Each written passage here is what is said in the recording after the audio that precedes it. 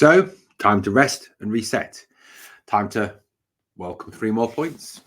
Time to go into the winter break and time for an active transfer window. Read into that what you will. That's what Philippe Clement said after the game. Well, welcome along to Glasgow Rangers Nation. I'm your host, Owen, the channel that brings you your team every single day, guys, and all for free. No Patreon, no paywall here. And just a reminder, if you want to find us on social media, it is scrolling along the bottom of the screen now. So, look, we're going to talk in this video a little bit about the game yesterday, obviously. We're going to talk about some of the players and in particular. We're also going to talk about what Philippe Clement had to say after the game, in particular some very interesting comments as regards the January transfer window. Players possibly in, players possibly out. Some interesting stuff coming up there as well. And also about the fact that he talked about our time to rest and reset for the players. Well, a game yesterday that could have quite easily been a very tricky one. A game yesterday that could have easily been one of those proverbial slipping points. There's banana skins that we sometimes get as Rangers FC, because let's face it, we never do the ordinary. We never do anything easy. We always like to try and make things difficult upon ourselves. And on paper, and I know football's not played on paper, but that fixture yesterday looked to be a difficult one because of the fact that Kilmarnock were in excellent form. And as Philippe Clement even said in his post-match presser, it's a team he respects. A team that is well organised, a team that makes it hard to play, a team that is physical, good in transition. And he's right. You know, Kilmarnock at times yesterday did make it tough for Rangers. And arguably, when we scored the 2 goals, which we'll come on to, Kilmarnock were actually getting on top. They obviously had that excellent chance as well. It was superbly saved by Jack Butland. Again, super Jack Butland in goal, proving what a superstar he truly is. We certainly hope that nobody in January comes in for Jack. And if they do, it's 25 million minimum, I think, to even talk to him. So a performance that, I don't know, had its ups, had its downs, had its positives, had its negatives. Had more positives than negatives, I think, personally speaking, and not just with the play and the goals, but also the players as well that participated in the game yesterday.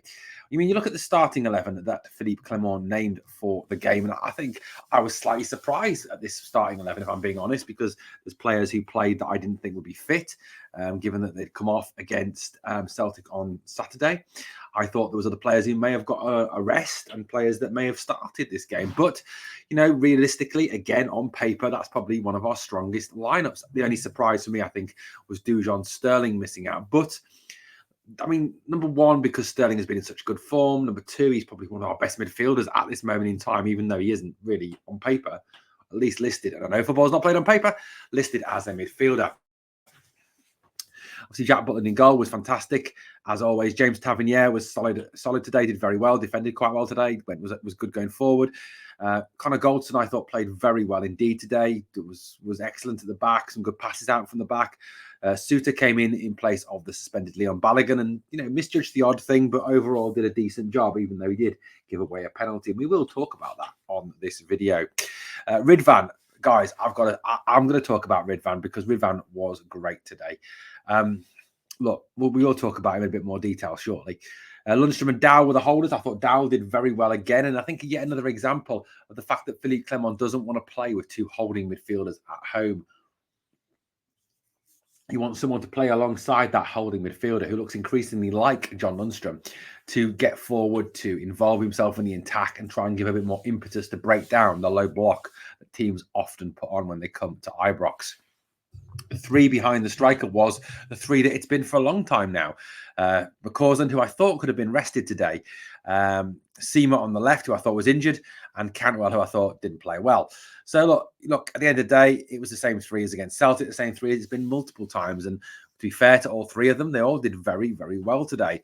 Cyril Dessers started up front, and I am going to talk a little bit of Dessers. I thought he was absolutely just very, very average today. Just so average, it was untrue. And I'll talk about why I did not rate his performance in the slightest today.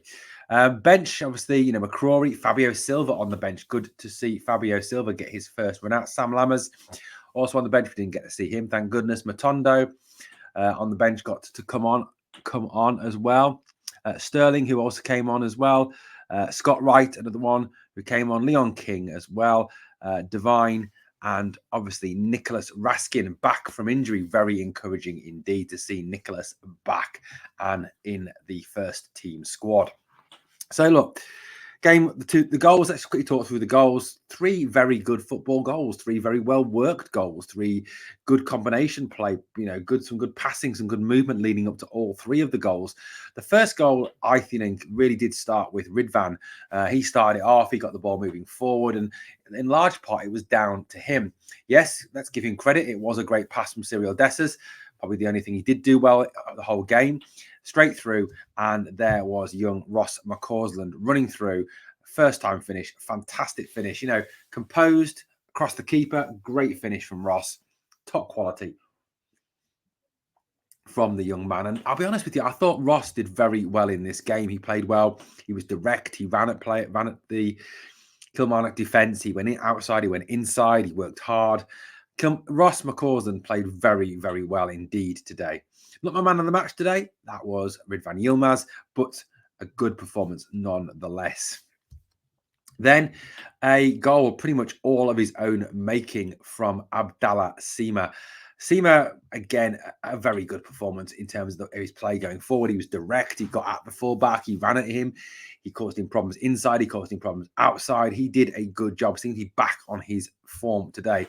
And a brilliant finish by Ridvan. It flicks it up off his chest, confuses the hell out of the defender, spins away from him. Fantastic volley into the back of the net for Rangers' second goal. And, realistically, that was kind of like a hammer blow, wasn't it, for Kilmarnock? Because they were a little bit on top, I thought, at that point, and were growing into the game, but the 2 sucker punches from Rangers to take the game away from them. Then, obviously, the incident that has shut up, hasn't shut up, has it at all? Look, we've heard all along about this Masonic conspiracy, about these conspiracy theories that you don't get a penalty against Rangers. Rangers don't concede penalties. Rangers can do what they want. They don't give away penalties. Well, we saw today that Rangers do concede penalties. And as usual, that lot from across the city have now turned it round and said it's only the SFA telling the referee to give a penalty because they didn't want the Rangers record tying with Barcelona's consecutive games of not giving away a penalty because of the scandal it would have caused, yada, yada, yada. Geez, their paranoia is incredible. And of course, that absolute tool, that absolute idiot, Chris Sutton, breaking news, Rangers give away penalty. I mean, the guy is a friend to be a professional football pundit. He is the most amateurish, pathetic excuse for a pundit. He should not be on TV. He should not even be on local radio. I mean, the guy is an absolute tool. This was the penalty incident here. Ball into the box. John Souttar slides in there. It hits his arm. Look, there's lots of arguments. Is his arm in a natural position? Probably not. Is it a penalty? Given I think that these are being given at this moment in time in Scotland, it's a penalty. Look, I'm not going to argue. I'm not going to be pathetic like that lot across the city over the Alistair Johnson one. I'm just going to say, yeah, penalty. Well done. It was a penalty. And at that point, obviously, Kilmarnock are back in the game. They score the penalty, giving Jack Butler no chance. But Rangers step it up again, don't they? They go again. And this was something that really impressed me. Was the character they showed after conceding that penalty. It could have been so easy to heads to drop, to go, oh, you know what, it's going to happen again, isn't it? And Kilmarnock fight back and get an equalise. And I think, had Michael Beale been our manager, that probably would have happened today. But no, Todd Cantwell pops up with his goal today, a third goal. Nice side foot into the back of the net after a very good move by Rangers. And, I thought Todd did well today. I thought he worked hard today. I thought he linked the midfield and attack well. He pressed. He ran himself into the ground for the team today. And as Philippe Clement said, I'd rather substitute him after 87 minutes than 37 minutes. I thought Cantwell did very well. I thought he answered his critics. I've criticised him after the recent games. Not unjustifiably, I don't think. But today, I think he answered his critics very well indeed. Yes, there were other chances. Yes, there were other things that went on in the game. But, look, it was a win. It's 3 points. It's up the road. It's into the winter break. Time for a rest and a reset, as Philippe Clement said, before the training camp in La Manga. And, at the end of the day, it was a win. And it was a good performance. Again, it stepped it up. It's what we wanted to see after that defeat against that lot. A response from the players. And I think we got that response today. Overall, I thought Ridvan Yilmaz was absolutely excellent today. I thought he played yesterday, sorry. I keep saying today because I'm recording this on Tuesday night. But yeah, I thought Ridvan Yilmaz was excellent. I thought he got forward well. I thought he defended well. I thought he, overlapped well. His crosses into the box. He had that fantastic cross into the box that Dessa's headed over. I thought, all in all, he's starting to look like a player. He's starting to look like the left back that we bought, starting to give us reason why we actually paid the money for him. And look, if he's going to continue this form, I think, we do everything in our power to hang on to him. And if we are going to bring in a left back, then so be it. But for me, in January, if that's the case, it's Borna Barisic that has to go out the door. Try and get some money from him. If you're not going to offer him a contract, which we shouldn't, let's get some money for him. Today, Ridvan, I think, surely cemented his place as the first choice left back at the club. I thought he looked very good today. He's looked better and better getting a run of games. If he stays fit, for me, he has to be the starting left back going forward. I thought he was very, very good indeed today. Abdallah Sima, we obviously wish him well as he goes off to the African Cup of Nations. Please don't get injured, Abdallah.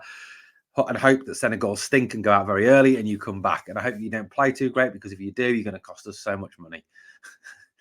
Obviously, no, I do wish him all the best. Of course I do. He's a Rangers player. He's represented us exceptionally well so far this season. So, Abdallah, best of luck, buddy. It was really good to see Fabio Silva get some minutes as well. He looked big. He looked quick. He looked strong. To be honest with you, he looked decent. Yes, he only got a few. He didn't get a long time to play, but there's something about him. You can see something about him, and I'm sure after working with the team, the training over the training camp in La Manga, I'm sure we'll see some good stuff from Fabio Silva in the second half of the season. But I think it's worth remembering that he chose to come here. He had other options both here in Scotland and also in Europe, but yet he chose to come to Rangers, for the challenge, for playing for the biggest club in Scotland. And I think at the end of the day, that's something to be really, proud of, and also the fact to thank Fabio for as well. And let's hope that he can, show show and play and perform very well indeed. Like I said, he looks big, he looks quick. The one thing that kind of struck me, guys, I don't know if it struck you as well, but when Fabio Silva came on, him and Cantwell, two things I noticed. Him and Cantwell interchanged very well indeed. At times, Cantwell went forward into the 9, Silva dropped to the 10, and then vice versa. And I think there's some beautiful link play between the two of them. That could be something we need to foster and work on. Two very tricky, skillful players. In addition to that, I think as a whole, when he came on, the Rangers attack looked a lot more aggressive, a lot more fluid than it does when Cyril Dessers is up there. I think genuinely there's a lack of confidence in the playing squad that Dessers can hold the ball up, that he can link play together, which we know he can't. So, look, I think it did look better when Fabio Silva was up there. That's obviously got to bode well for the future. I still do think we need to sign a striker on a permanent basis, and we will talk about that shortly in this video. Just going to touch on one more thing from yesterday. Look, great pass by Cyril Dessers for the McCausland goal. Other than that, he was genuinely very average, bordering on poor. There was the header over. There was the shot that was blocked where if he hits it first time, it goes on target. He just wants an extra touch. He just wants to do everything too slowly for me. He's frustrating, I think is the word. The ball goes up to him, it doesn't stick. He's not the greatest in the air. We saw that the header that he flicked from Ridvan, a decent striker at least gets that on target, makes the keeper work.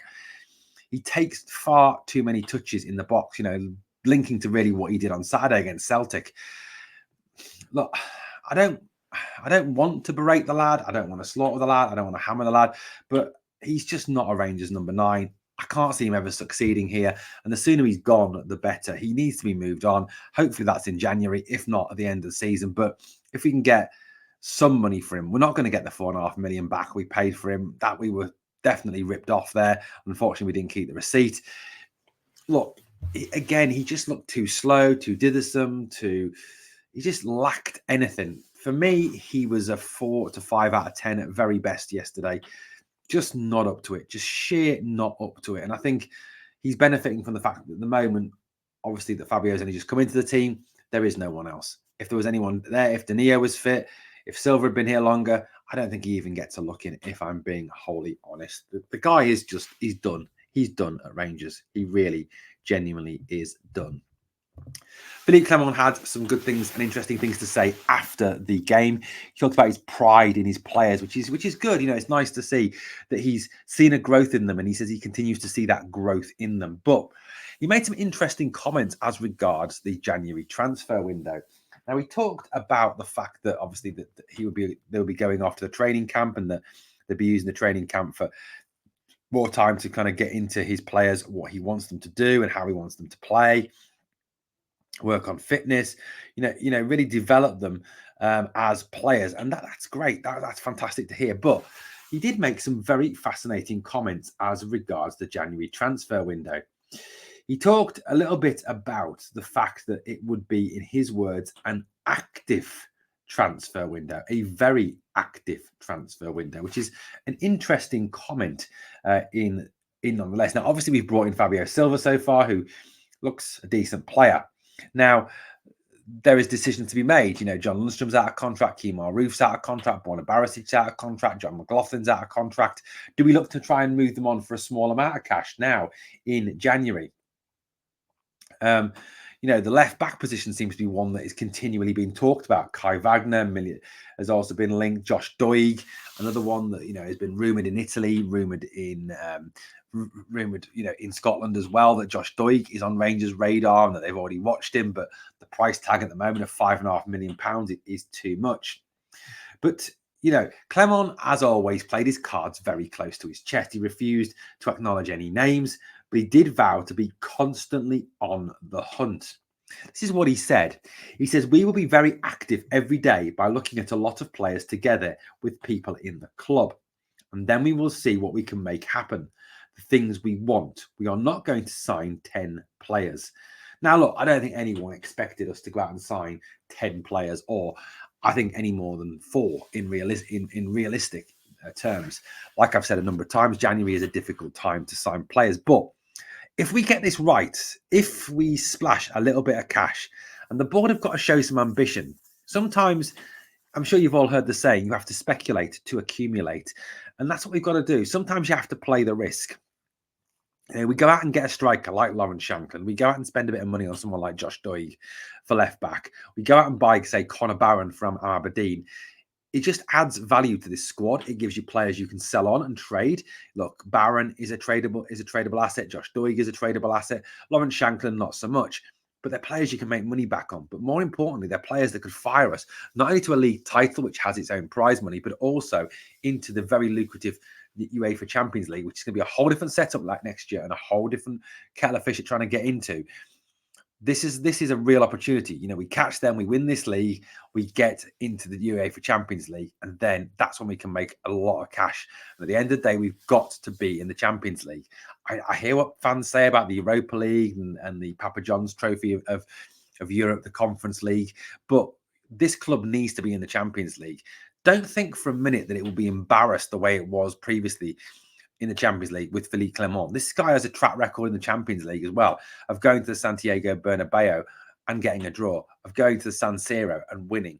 Now, I'm not suggesting for a minute that he wins the Champions League or that he takes Borussia Dortmund, Bayern Munich, Real Madrid, FC Barcelona, Paris Saint-Germain by storm. But what I'm saying is he would have this team ready and much more able to fight and not be humiliated as they were under Gio last time we were in the Champions League. But it's interesting nonetheless that he's talked about this very active transfer window. And that certainly gives us hope and optimism that he is going to go out there and bring in a number of players that will really improve this squad. Couple that with the fact that there are positives from today's game, that Nicholas Raskin was back and playing, Matondo got more minutes, that Fabio Silva's come on and got minutes. All very positive for Rangers moving into this winter break. Guys, thank you so much again for watching the channel. Hopefully you've enjoyed this morning's video. If you have, please hit that sub. If always ring the notification bell. It's a great way to make sure you never, ever miss out on the free content here daily on Glasgow Rangers Nation. Thanks for watching. And as always, guys, on the way out, 2 things I want from you, or need from you, or would love from you. Smash the like. And the second thing, never forget, always remember, we are the people.